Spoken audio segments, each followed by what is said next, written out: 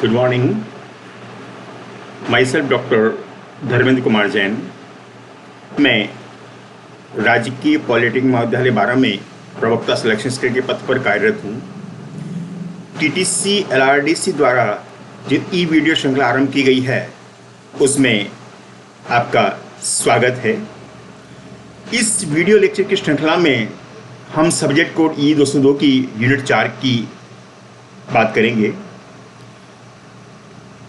इस टॉपिक का रिलेशन है बर्नौलीज़ थ्योरम से और आज हम डिस्कस करेंगे कि बर्नौलीज़ थ्योरम की एप्लीकेशंस क्या क्या हैं और वेंचुरीमीटर जो बर्नौलीज़ थ्योरम का एक एप्लीकेशन है उसके डिस्चार्ज कोएफिशिएंट को कैसे कैलकुलेट किया जाता है। लेकिन उससे पहले हम बर्नौलीज़ थ्योरम के बारे में बात करेंगे। बर्नौलीज़ थ्योरम को यदि हम डिफाइन करें तो हम ये कह सकते हैं कि किसी भी असंपीड़ित द्रव जिसमें किसी भी प्रकार का कोई फ्रिक्शन फोर्स काम नहीं करता हो उसके स्टैटिक प्रेशर और डायनेमिक प्रेशर का जो टोटल है वो कांस्टेंट रहता है। या हम ये कहें कि किसी भी बहते हुए द्रव की कुल ऊर्जा का मान हमेशा समान रहता है। यहाँ पर जो कुल ऊर्जा की हम बात कर रहे हैं इसका मतलब है द्रव के पास जो ऊर्जाएं उपलब्ध होती हैं बहते हुए द्रव के पास, जैसे पोटेंशियल एनर्जी, प्रेशर एनर्जी और काइनेटिक एनर्जी। यहाँ पर इन तीनों एनर्जीज को दिखाया गया है P plus rho g s plus half rho v square के माध्यम से। तो हम ये कह सकते हैं कि किसी भी बहते हुए द्रव की कुल ऊर्जा का मान समान रहता है। इसका relation law of conservation of energy से भी है। यहाँ पर जो प्रेशर है उसको दिखाया गया है pressure equal to force upon area, जिसकी यूनिट न्यूटन पर मीटर स्क्वायर होती है। कोई भी फ्लूइड जब मोशन में होता है तो यदि हम रियल फ्लूइड की बात करें तो चूंकि इस पूरे यूनिवर्स में कोई भी फ्लूइड रियल फ्लूइड नहीं है और ऐसी अवस्था में हम एक आइडियल फ्लूइड की बात करें तो आइडियल फ्लूइड के फ्लो का सबसे पहले कंडीशन है कि the flow must be steady और लेमिनार फ्लो। वेलोसिटी की जो हम बात कर रहे हैं, वेलोसिटी का मतलब है स्पीड और डायरेक्शन।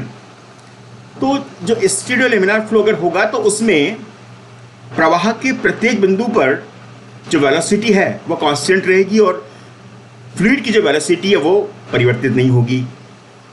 जैसे किसी मोमबत्ती से निकलने वाला धुआं, उसे हम कह सकते हैं कि वो स्टेडी और लेमिनार होता है लेकिन थोड़े टाइम बाद वो टर्बुलेंट में कन्वर्ट हो जाता है। तो जब हम बर्नौलीज़ थ्योरम की बात करते हैं तो उसका सबसे पहला कंसेप्ट है कि the flow must be a steady flow और we can say the velocity of the fluid at any point does not change with time. दूसरा जो अजम्पशन हम बात करेंगे वो है the fluid density is constant और the fluid is incompressible. It means जिस द्रव का हम उपयोग कर रहे हैं उसे कंप्रेस नहीं किया जा सकता और ये तभी संभव है जब उसकी डेंसिटी कांस्टेंट रहे। The fluid will be non viscous. इसका मतलब यह है कि जब कोई भी ऑब्जेक्ट उस फ्लूइड में मूव करेगा तो उस पर किसी भी प्रकार का ड्रैग फोर्स काम नहीं करेगा, क्योंकि जो विस्कोसिटी है वो फ्लूइड में फ्रिक्शन की तरह होती है और फ्रिक्शन हमेशा मोमेंट का विरोध करता है। तो कोई भी लिक्विड या फ्लूइड जितना ज़्यादा विस्कस होगा उसमें किसी भी ऑब्जेक्ट का प्रवाह उतना ही मुश्किल होगा। तो यहाँ पर हमने बर्नौली एक्सपेरिमेंट में माना है कि the flow must B non viscous. अब हम ये कह सकते हैं कि जो फ्लूइड का फ्लो है वो लेमिनार फ्लो होगा या स्ट्रीमलाइन होगा। उससे हम इस डायग्राम के माध्यम से आसानी से समझ सकते हैं कि जो लेमिनार फ्लो है उसे यहाँ एक ऑब्स्टेकल के अराउंड दिखाया गया है कि किस तरह से ऑब्स्टेकल आने पर वो थोड़ा सा अपने पास से डेविएट हो जाता है और उसके बाद वापस वो लेमिनार के अंदर कन्वर्ट हो जाता है। ये एक कंटिन्यूटी इक्वेशन यहाँ पर दिखाई गई है जिसे हम कहते हैं इक्वेशन ऑफ कंटिन्यूटी, हिंदी में इसे सातत्य प्रमेय कहते हैं और इसका फाइनल फार्मूला होता है A1V1 = A2V2। इस फार्मूले का यदि हम डेरिवेशन की बात करें तो यहाँ पर एक ट्यूब दिखाई गई है जिसमें पहले डायग्राम में जो फ्लूइड का द्रव्य प्रवेश कर रहा है द्रव्यमान उसको दिखाया गया है, दूसरे वाली ट्यूब के अंदर जो मास एग्जिट हो रहा है ट्यूब से उसको दिखाया गया है। पहले वाले जो ट्यूब है उसमें इसका वेलोसिटी V1 है, फ्लूइड की डेंसिटी रो है जो कि दोनों इनलेट आउटलेट पर कांस्टेंट है। तो इसमें यदि हम ट्यूब में जो मास एंटर कर रहा है उसके फॉर्मूले की बात करें तो it will be rho into delta V1 के बराबर होगा। और यदि हम एग्जिट की बात करें, ट्यूब के एग्जिट पर जो मास होगा that will be rho into delta V2। यहाँ पर जो V है इट इज़ द वॉल्यूम, और वॉल्यूम जो है ये एरिया और डेल्टा एक्स का मल्टीप्लिकेशन होगा। हम कह सकते हैं कि area into length of flow और area into thickness. So V1 will be equal to A1 into delta X1 and V2 will be equal to A2 into delta X2। इस फॉर्मूले को जब यहाँ हम फाइनल शेप में रखते हैं that will become A1 V1 delta T will be equal to A2 V2 delta T। और इस तरह से फाइनल फॉर्मूला हमें मिल जाएगा A1 V1 equal to A2 V2, या हम कह सकते हैं कि AB will be equal to constant। तो इसलिए हम ये कह सकते हैं कि जो कंटिन्यूटी इक्वेशन है वो शो करती है कि किसी भी ट्यूब से प्रभावित होने वाले कुल द्रव का आयतन की हम बात कर सकते हैं, वो कांस्टेंट रहता है, या इसे हम डिस्चार्ज भी कह सकते हैं। तो AV इक्वल टू कांस्टेंट जो है ये वॉल्यूम फ्लो रेट कहलाती है। यहाँ पर AV जो है ये वॉल्यूम फ्लो रेट है, और वॉल्यूम फ्लो रेट का मतलब है वॉल्यूम अपॉन टाइम, या वी कैन से वॉल्यूम पर unit time is known as the volume flow rate. Bernoulli's theorem की यदि हम बात करें तो ये एक law of conservation of energy से रिलेटेड थ्योरम है, जो ये कहती है कि किसी भी प्रवाहित द्रव की कुल ऊर्जा का मान हमेशा समान रहता है। तो यदि हम किसी भी क्रॉस सेक्शन में बहने वाले द्रव का एक छोटा सा क्रॉस सेक्शन ले लें और उसे एनालाइज करें, तो उसके प्रत्येक बिंदु पर कुल ऊर्जा का मान समान रहेगा। यहाँ पर कुल ऊर्जा से तात्पर्य है बहते हुए द्रव के पास तीन प्रकार की ऊर्जाएं होती हैं, potential energy, pressure energy and kinetic energy. यहाँ पर सिंपल डायग्राम के माध्यम से इनलेट और आउटलेट पर जो फोर्स है जिनको शो किया गया है। तो इनलेट पर जो फोर्स F1 है ये इस पर पॉजिटिव वर्क करेगा क्योंकि ये सिस्टम को वर्क दिया जा रहा है। So it will be equal to F1 into delta X1। इस F1 फोर्स के कारण यदि जो लिक्विड है वो डेल्टा X1 डिस्टेंस ट्रेवल करता है तो the work will be equal to F1 into delta X1 and work will be equal to pressure into area. यदि यहाँ पर प्रेशर P1 है और एरिया A1 है तो the force F1 will become P1 into A1 and the total positive work will be equal to P1 A1 delta X1 force into distance. F2 जो है जिसमें फ्लूइड ट्यूब से बाहर आ रहा है ये नेगेटिव वर्क होगा। तो इस नेगेटिव वर्क को हम डिनोट कर सकते हैं delta W2 will be equal to F2 delta X2, जहाँ पर F2 जो फोर्स है ये प्रेशर P2 और एरिया A2 का मल्टीप्लिकेशन होगा। तो इस तरह से फाइनल इक्वेशन हम कह सकते हैं कि it will be W1 equal to P1 A1 delta X1 and W2 will be equal to P2 A2 delta X2। यहाँ पर चूंकि कंटिन्यूटी इक्वेशन हम अप्लाई कर सकते हैं तो A1 delta X1 will be equal to A2 delta X2, यही continuity equation है जिसमें टोटल वॉल्यूम पर unit time will remain constant. तो इससे जो नेटवर्क होगा it will be equal to W1 minus W2 और we can say it will be equal to P1 delta V minus P2 delta V। अब जो fluid के द्वारा नेटवर्क किया गया है जो हमने कैलकुलेट किया अभी, it must be equal to change of energy, क्योंकि लॉ ऑफ कंजर्वेशन एनर्जी ये कहता है कि न तो ऊर्जा को उत्पन्न किया जा सकता है न उसे नष्ट किया जा सकता है, लेकिन उसके रूप में परिवर्तन किया जाना संभव होता है। तो इसलिए हम ये कह सकते हैं कि जो टोटल वर्क किया गया है it must be equal to change in energy. So we can write W net will be equal to delta K plus delta U, जहाँ पर डेल्टा K काइनेटिक एनर्जी है और डेल्टा U इसकी internal energy है। W net का जो formula था P1 delta V minus P2 delta V should be equal to change in kinetic energy half mv2 square minus half mv1 square plus change in internal energy that will be equal to mgy2 minus mgy1। इस formula को जब हम solve करते हैं point number 1 और point number 2 के ऊपर, तो we will get the equation P1 plus half rho V1 square plus rho gy1 equal to P2 plus half rho V2 square plus rho gy2, और we can say P plus half rho V square plus rho gy will be equal to constant. इस equation को हम Bernoulli's equation कहते हैं जो तीन प्रकार की एनर्जी को यहाँ पर शो कर रही है। एक छोटे से एग्जांपल से यदि हम बर्नौलीज इक्वेशन को समझना चाहें तो हम कह सकते हैं कि एक बड़ा टैंक है जिसके पैंदे पर हमने एक स्मॉल पाइप लगा रखा है। पॉइंट नंबर 1 पर टैंक का जो लेवल है पानी का वो दिखाया गया है और पॉइंट नंबर 2 पर ट्यूब को दिखाया गया है। अब यदि हम पाइप से बाहर आने वाले लिक्विड की स्पीड की बात करें तो यहाँ पर हम बर्नौलीज थ्योरम अप्लाई कर सकते हैं।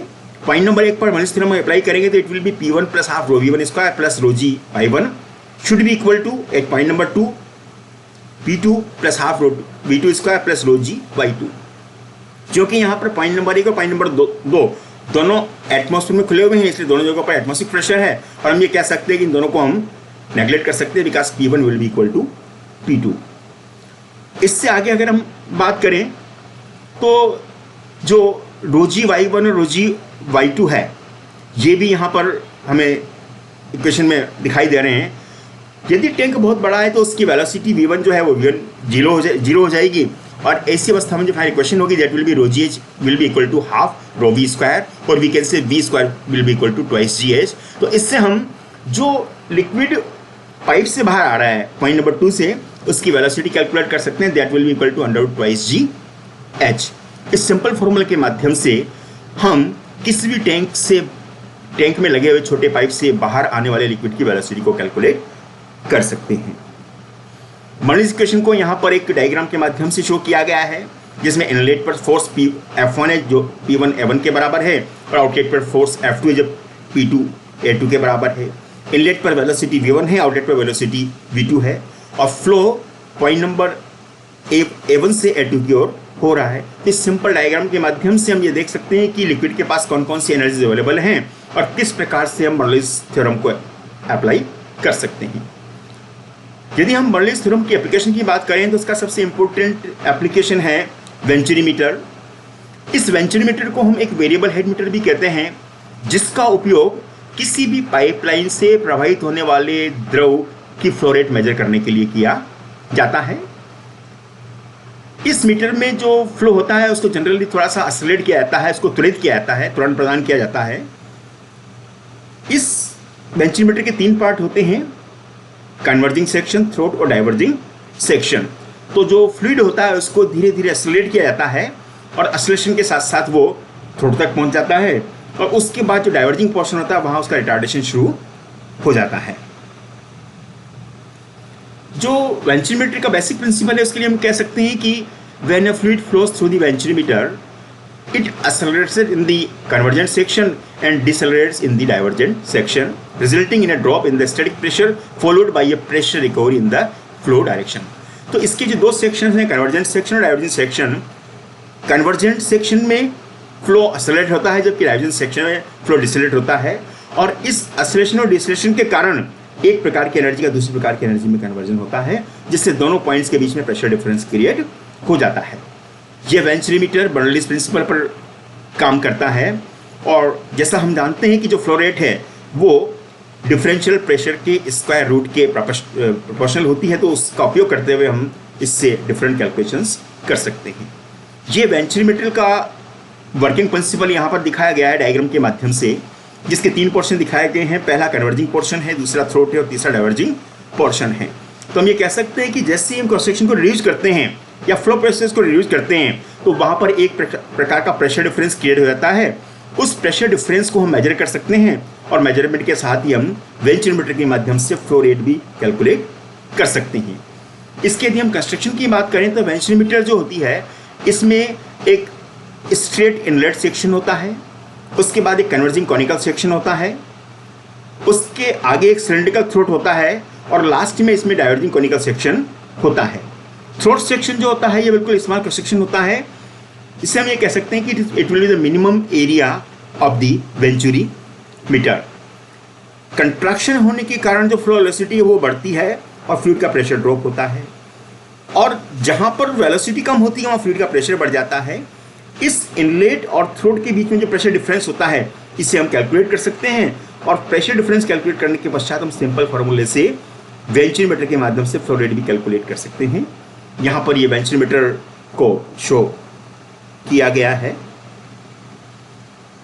वेंचुरीमीटर के यदि हम डिस्चार्ज के डेरिवेशन की बात करें तो इस सिंपल डायग्राम के माध्यम से हम डिफरेंट पॉइंट के ऊपर टोटल एनर्जी कैलकुलेट कर सकते हैं, और बर्नौलीज थ्योरम को अप्लाई करके हम वेंचुरीमीटर से होने वाले प्रवाह की दर को कैलकुलेट कर सकते हैं। वेंचुरीमीटर के केस में सबसे इंपॉर्टेंट एस्पेक्ट है कोएफिशिएंट ऑफ डिस्चार्ज। चूँकि आइडियल कंडीशन में हम ये मान सकते हैं कि वेंचुरीमीटर से जो फ्लो होगा वो कांस्टेंट रहेगा, जबकि रियल कंडीशन में फ्लो कांस्टेंट नहीं रहेगा और फ्लो के दौरान कुछ न कुछ लॉसेज होंगे। उन लॉसेज को कैलकुलेट करने के लिए या उन्हें काउंट करने के लिए हम वेंचुरीमीटर का कोएफिशिएंट ऑफ डिस्चार्ज कैलकुलेट करते हैं। यदि हम कोएफिशिएंट ऑफ डिस्चार्ज को डिफाइन करें तो हम ये कह सकते हैं कि it will be the ratio of actual mass और volumetric flow rate to the theoretical mass और वॉल्यूमेट्रिक फ्लो रेट। यहाँ पर हम जब एनर्जी लॉसेस को काउंट करते हैं तो ऐसी अवस्था में जो कोएफिशिएंट ऑफ डिस्चार्ज है उसकी वैल्यू 0.95 से 0.98 के बीच में रहती है। Rate of flow through venturimeter के डेरिवेशन की हम बात करें तो हम यहाँ पर कुछ नोटेशंस लेकर के चलते हैं और हम ये मान के चलते हैं कि वेंचुरीमीटर को हमने हॉरिजॉन्टल कंडीशन में रखा है। तो जैसे d1 equal to diameter at section 1 inlet section, p1 is the pressure at section 1, v1 is the velocity of fluid at section 1 and m1 is the area of section 1। Similarly जो point number 2 हमने लिया है वहाँ का diameter d2 है, pressure p2 है और velocity v2 है। बर्नौलीज थ्योरम की यदि हम बात करें तो उसके अनुसार एक इनकम्प्रेसिबल आइडियल फ्लूइड जब स्टेडी और कंटिन्यूस में फ्लो करता है तो उसकी प्रेशर एनर्जी, काइनेटिक एनर्जी और पोटेंशियल एनर्जी तीनों का टोटल कांस्टेंट रहता है। यहाँ पर हमने कुछ अजम्पशंस माने हैं, जैसे fluid is a ideal fluid. Ideal का मतलब है कि वो इनविस्कस एंड इनकम्प्रेसिबल है, उसकी विस्कोसिटी 0 है और साथ ही वो इनकम्प्रेसिबल भी है। Fluid flow is steady and continuous, fluid flow is irrotational and inner surface is frictionless. यहाँ हमने बर्नौलीज थ्योरम को अप्लाई किया है वेंचुरीमीटर के 2 पॉइंट्स के ऊपर, तो हम कह सकते हैं कि P1 plus half rho V1 square plus rho g H1 will be equal to P2 plus half rho V2 square plus rho g H2।